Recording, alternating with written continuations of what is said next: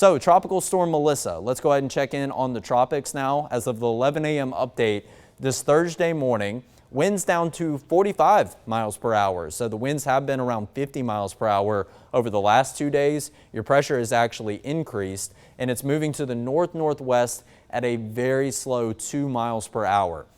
We'll take a look at the cone path right now. Obviously, the cone continues to just really be a big circle, indicating high uncertainty in the potential path of Melissa. But overall, the consensus is Melissa is going to continue to make this northern turn over the next couple of days and still remain a tropical storm. Friday at 8 a.m., maybe getting an increase of winds up to 60 miles per hour. But as we head into the weekend, sometime Saturday into Sunday, we should see Melissa eventually strengthen into a Category 1 hurricane. And by Sunday morning, maybe even a Category 2 storm or a Category 3, a major hurricane.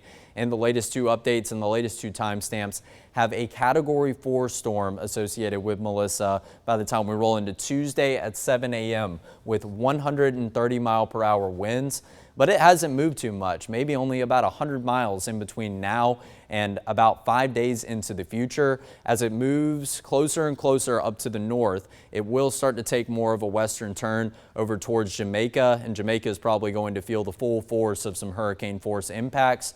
But right now, we are continuing to keep a close eye on maybe a potential swing back out into the Atlantic Ocean, which a lot of these models on the GFS spaghetti plot seem to hint at, crossing over maybe over Jamaica, over eastern Cuba, over portions of Hispaniola, or maybe going directly to the west on the cusp of Honduras and Nicaragua here in Central America and taking a turn back up to the north, crossing over Cuba, the Bahamas, impacting areas of southern Florida, Miami, getting into the Florida Keys. But all of these models continue to say that Melissa should go back out into the Atlantic Ocean and eventually be a fish storm after impacting a whole lot of areas down in the Caribbean. Now let's see what the European says, and there seems to be pretty good agreement on a general westerly path over the next couple of days. But then a lot of model runs still stick Melissa back out into the Atlantic Ocean.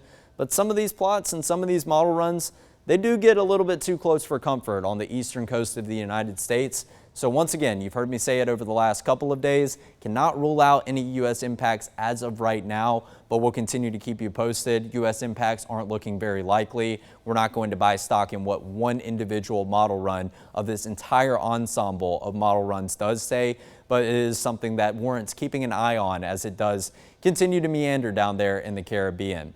And in terms of watches and warnings, we do now see a tropical storm warning for areas of Jamaica and a hurricane watch down in southern Haiti right now. I imagine some of these warnings and watches will be extended to the Cayman Islands and maybe eventually Central America, but it will take some time before we get those in areas farther to the west.